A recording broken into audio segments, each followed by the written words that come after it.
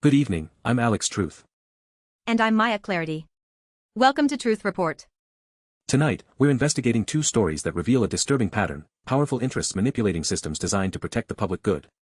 In Hong Kong, financial elites prioritize corporate profits over climate action. In the United Kingdom, a foreign secretary allegedly threatens the International Criminal Court to shield allies from war crimes prosecution. These aren't isolated incidents. They're symptoms of a global order where accountability mechanisms are systematically undermined when they threaten the powerful. Let's dive in. We'll start with what might seem like mundane tax policy but reveals how climate catastrophe takes a backseat to corporate interests. Our first story takes us to Davos, Switzerland, where Hong Kong's financial secretary Paul Chan-Mopa stood before the World Economic Forum and declared that his city would not pursue carbon-based taxation as part of its decarbonization strategy. This announcement came during a panel discussion titled How to Finance Decarbonization? The irony is almost too perfect. According to reporting from the South China Morning Post, Chan's reasoning was crystal clear: a simple and low-tax regime is Hong Kong's core competitiveness. He emphasized that Hong Kong lacks both value-added tax and goods and services tax, making tax simplicity central to the territory's economic advantage. In other words, maintaining Hong Kong's status as a tax haven for corporations and the ultra-wealthy matters more than addressing the existential threat of climate change. Let's be absolutely clear about what's happening here. Hong Kong, like every other territory on Earth, faces devastating consequences from climate breakdown. Rising sea levels threaten to submerge coastal infrastructure. Extreme weather events are intensifying. Public health crises are mounting. But when presented with one of the most effective policy tools for reducing emissions, making polluters pay for the damage they cause, Chan's response is to protect corporate competitiveness. The context makes this even more revealing. Konrad Kieger, CEO of Swiss chemicals producer Clariant, directly asked Chan whether Hong Kong would adopt a broader approach beyond electric vehicle tax incentives. Kieger suggested mandatory carbon disclosure for products and reduced taxes on low-carbon goods. These are modest, market-friendly mechanisms that even corporate executives recognize as necessary. And Chan's response? Double down on subsidies for private companies while refusing any measure that might hold polluters accountable. He pointed to government funding for transport companies to test hydrogen fuel cell buses as an example of Hong Kong's approach. Public money flows to private corporations for experimental technology, while those same corporations face no penalties for continuing to emit greenhouse gases. This is a textbook case of privatizing profits while socializing costs. The Hong Kong government spends public funds to help companies develop potentially profitable green technologies, but refuses to implement carbon pricing that would internalize the environmental costs of pollution. Corporations get the subsidy windfall. The public gets stuck with the climate bill. Hong Kong's Climate Action Plan 2050 targets net zero electricity through coal phase-out and renewable expansion. It focuses on 4 areas: power generation, building electricity consumption, transport, and waste reduction. These are important goals. But here's the critical question: how do you achieve transformational change without any mechanism to discourage high-carbon activities? You don't. That's the point. What Chan is describing isn't a pathway to decarbonization. It's greenwashing designed to create the appearance of climate action while preserving the fundamental economic structure that created the crisis.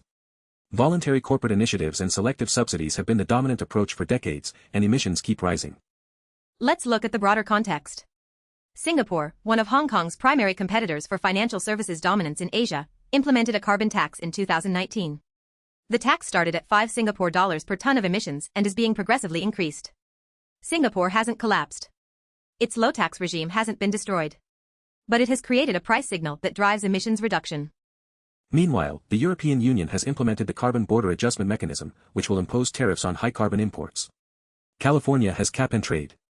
Even China, where Hong Kong is supposedly part of one country, two systems, operates regional carbon markets and is expanding a national emissions trading scheme. Hong Kong is increasingly isolated in its refusal to adopt any form of carbon pricing.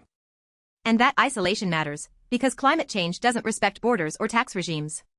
When Hong Kong refuses to price carbon, it becomes a haven for carbon-intensive industries seeking to avoid accountability. This isn't just failing to solve the problem, it's actively making it worse by creating regulatory arbitrage opportunities.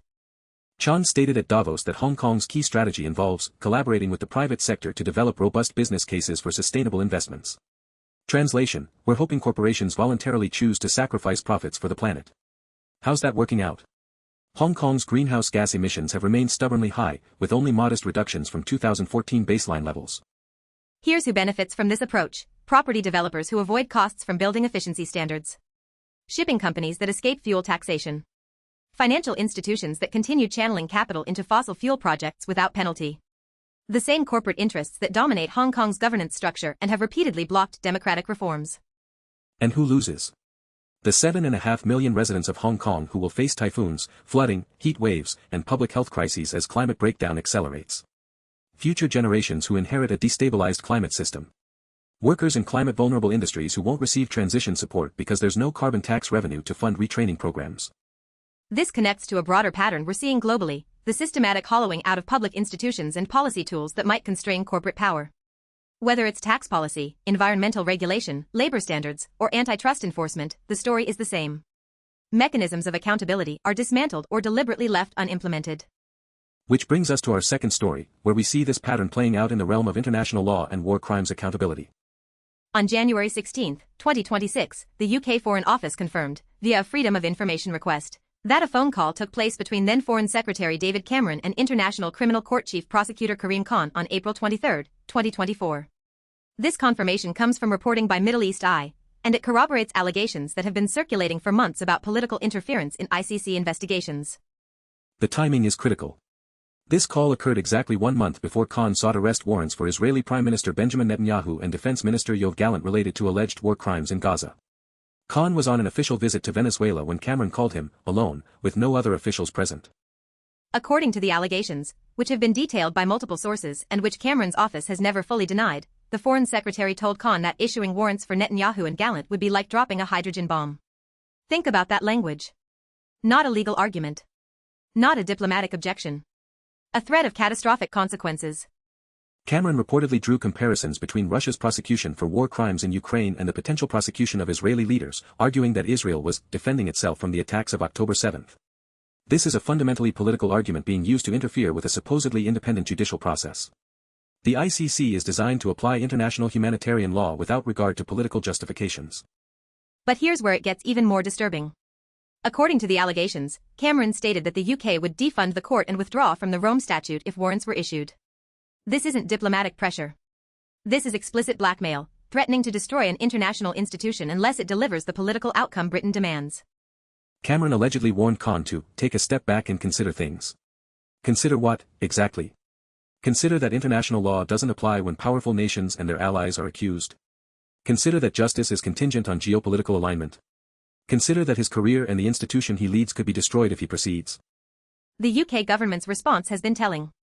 Cameron's office characterized the call as robust but claimed he merely pointed out Conservative Party positions rather than making threats. This is classic doublespeak. You don't call someone alone, use language about hydrogen bombs and institutional destruction, and then claim you were just sharing information.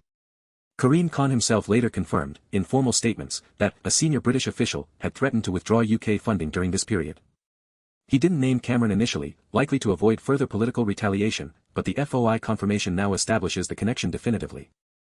International law experts have stated that this conduct may violate the Rome Statute, the founding treaty of the ICC, and could constitute obstruction of justice. Article 70 of the Rome Statute specifically criminalizes c. abruptly influencing a witness, obstructing or interfering with the attendance or testimony of a witness. Threatening a prosecutor to influence their charging decisions would clearly fall within this prohibition. Let's be clear about what the ICC was investigating. By April 2024, Israel's military operations in Gaza had killed over 34,000 Palestinians, the majority civilians, according to Gaza health authorities. Entire neighborhoods had been reduced to rubble. Humanitarian organizations documented widespread destruction of civilian infrastructure, including hospitals, schools, and refugee camps. Starvation was being used as a weapon of war, with aid blocked from reaching desperate populations. These are precisely the circumstances where international humanitarian law is supposed to provide protection. The Geneva Conventions, the Rome Statute, the entire architecture of international criminal law was built on the principle that civilians must be protected during armed conflict, and that those who systematically violate these protections must face accountability. But when that accountability mechanism turned its attention to a close ally of Western powers, suddenly the rules didn't apply. David Cameron, representing one of the permanent members of the UN Security Council, allegedly attempted to intimidate the ICC prosecutor into dropping the investigation. This isn't the first time powerful nations have interfered with the ICC. The United States, which never ratified the Rome Statute, passed the American Service Members Protection Act in 2002, which authorizes military force to free any American or Allied personnel held by the court. It's literally nicknamed the Hague Invasion Act. The U.S. has also sanctioned ICC officials, including Karim Khan's predecessor Fatou Bensouda, when the court investigated American war crimes in Afghanistan. The message is unmistakable: international law applies to our enemies, but not to us or our allies. But the UK is different. Britain is a state party to the Rome Statute. It helped establish the ICC and has consistently supported prosecutions of war crimes in other contexts. Cameron himself, as Prime Minister and Foreign Secretary, championed ICC investigations into atrocities in Syria, Sudan, and Ukraine. The hypocrisy is staggering. What we're witnessing is the selective application of international law based purely on geopolitical interests. When Russia invades Ukraine, ICC arrest warrants for Putin and Russian officials are praised. When Israel conducts operations that international law experts across the political spectrum say violate humanitarian law, suddenly the court is overstepping.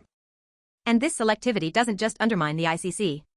It destroys the very concept of a rules-based international order. If law only applies to the weak and never constrains the powerful, then it's not law at all. It's just power dressed up in legal language. The implications extend far beyond this specific case. Every future ICC investigation will now operate under the shadow of this precedent. Prosecutors will know that if they target individuals protected by powerful states, they risk institutional destruction. Witnesses and victims will know that justice is conditional. Defendants who lack powerful sponsors will know the system is rigged. And autocratic regimes around the world are taking notes. Why should they cooperate with international human rights mechanisms when Western democracies openly sabotage these same institutions when it suits their interests? China points to this hypocrisy when deflecting criticism of Uyghur persecution. Russia cites it when dismissing war crimes allegations. The entire normative framework of international law is corroded. Let's talk about who benefits from this interference. Obviously, Netanyahu and Gallant avoid potential arrest and prosecution. The Israeli government maintains its freedom of action in Gaza without legal constraint. But the benefits extend further. Arms manufacturers in the UK and US continue supplying weapons to Israel without the complications that ICC proceedings might create. Defense contractors like BAE Systems, Lockheed Martin, and Raytheon have multi-billion-dollar stakes in these relationships.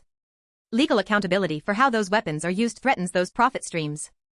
Political leaders in the UK and US avoid difficult questions about their complicity in potential war crimes through arms transfers and diplomatic support. If ICC prosecutions moved forward, British and American officials could potentially face legal jeopardy for aiding and abetting crimes under international law. And more broadly, powerful states preserve their ability to operate above international law. The same governments that wage wars, support coups, sell weapons to dictatorships, and maintain global military presences don't want meaningful legal constraints on their actions. Who loses? The Palestinian victims who have no recourse to justice. The broader principle of civilian protection in armed conflict. The credibility of every international institution designed to constrain violence and protect human rights. Future victims of atrocities everywhere lose, because the message is clear: if your perpetrators have powerful friends, you will never see justice. Now let's step back and look at the pattern connecting these stories. On the surface, carbon taxation policy in Hong Kong and ICC interference by the UK seem unrelated. But they reveal the same fundamental dynamic. In both cases, we see institutions and policy mechanisms designed to serve the public good, climate protection in one case, international justice in the other, being systematically undermined when they threaten powerful interests. In Hong Kong, carbon taxation would impose costs on the corporations and wealthy individuals who dominate the territory's political economy. So despite overwhelming scientific consensus that carbon pricing is essential for climate action, the policy is rejected to maintain competitiveness, which is code for maintaining elite wealth accumulation. In the UK, ICC prosecution of Israeli leaders would create diplomatic complications for British foreign policy and defense relationships. So despite Britain's treaty obligations and stated commitment to international law, political interference attempts to derail the investigation. The pattern is, when accountability mechanisms threaten the powerful, those mechanisms are broken. Not through honest debate about their merits, but through cynical manipulation cloaked in technocratic language. Paul Chan doesn't say we're protecting corporate profits at the expense of climate action. He says Hong Kong is maintaining its core competitiveness and pursuing collaboration with the private sector. David Cameron doesn't say we're sabotaging international justice to protect an ally. His office says he pointed out conservative party positions. This is how power operates in the 21st century. Not through crude oppression, though that still exists, but through the sophisticated corruption of institutions that might constrain it. Regulatory capture. Diplomatic pressure. Market discipline. The defunding and delegitimization of public goods. And it's working. Climate action is delayed another decade while emissions rise. War crimes continue with impunity. Inequality deepens. Democratic accountability erodes. All while officials make speeches about sustainability and rules-based order. The question is, what can we do about it? Because recognizing the pattern isn't enough. These structures won't reform themselves. On climate, the answer is building political movements powerful enough to overcome corporate resistance. Carbon taxation isn't technically difficult, dozens of jurisdictions have implemented it successfully. It's politically difficult because fossil fuel interests and adjacent industries have captured policy-making processes. That means organizing workers, communities, and constituencies that have more to gain from climate action than from preserving the current system. Building coalitions that can challenge corporate power directly through elections, regulations, and if necessary, direct action. On international justice, it means supporting institutions like the ICC while also recognizing their limitations. The court can only be as strong as member states allow it to be. When powerful states undermine it, civil society has to create consequences. That could mean prosecuting officials like David Cameron under domestic laws against obstruction of justice. It could mean parliamentary inquiries in the UK that expose the full extent of interference. It could mean popular movements demanding that governments either commit to international law consistently or honestly admit they don't believe in it. More fundamentally, it means rejecting the false choice between cynical realism and naive idealism. Yes, power matters in international relations. Yes, economic interests shape policy. But that doesn't mean we have to accept a world where might makes right and institutions exist only to legitimize the powerful. Alternative systems are possible. We know this because they've existed. The period after World War II saw the creation of international institutions with real authority. The civil rights movement showed that entrenched power can be challenged. The success of climate movements in closing coal plants and blocking pipelines proves that corporate interests aren't invincible. But those victories required organizing, sacrifice, and confrontation. They didn't come from working within systems designed to prevent change. They came from building power outside those systems and forcing transformation. As we wrap up tonight, remember that these stories, carbon tax policy and ICC interference, aren't isolated. They're connected by the fundamental logic of a global order that prioritizes profit and power over people and planet. The climate crisis accelerates while governments refuse to constrain polluters. War crimes continue while leaders sabotage accountability mechanisms. This isn't failure. It's the system working as designed to protect those who benefit from it. Our job, as journalists and as citizens, is to expose that system. To name it clearly. To connect the dots that the powerful would prefer remain hidden. And to support those fighting to build something better. Stay informed. Stay critical. And don't let anyone tell you that this is just how things have to be. I'm Alex Truth. And I'm Maya Clarity. Thanks for watching Truth Report. Until next time, keep seeking truth and demanding accountability.